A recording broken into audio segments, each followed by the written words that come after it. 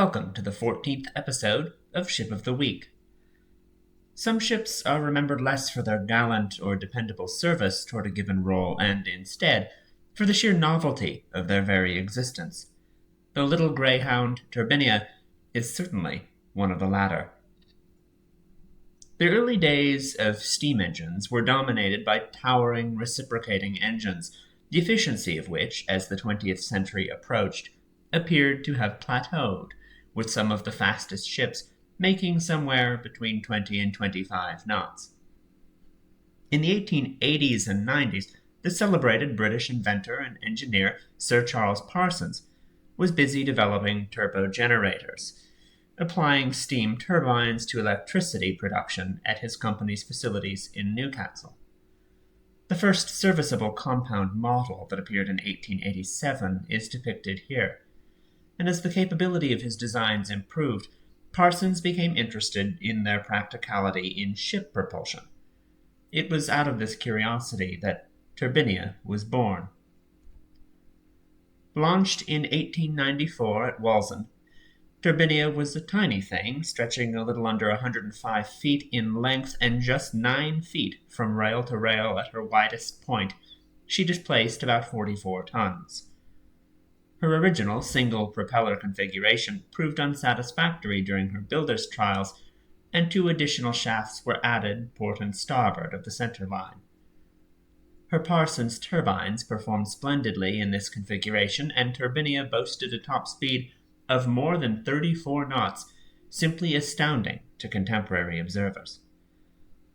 The little ship's impressive speed gave her enthusiastic owners the idea of playing a publicity-generating prank on one of the biggest stages in naval engineering, the Spithead Naval Review in June of 1897, commemorating Queen Victoria's Diamond Jubilee.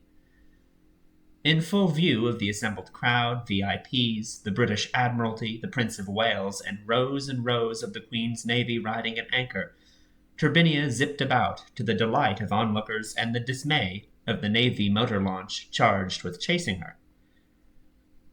With one publicity display of turbine-driven efficiency, virtually every steamship then plying the world's oceans was rendered obsolete. Within a few years, the world's great navies were experimenting with turbine-powered warships, and turbine liners began venturing across the Atlantic. In 1906, the Royal Navy commissioned their new turbine battleship, HMS Dreadnought, and a naval arms race that would define the century began.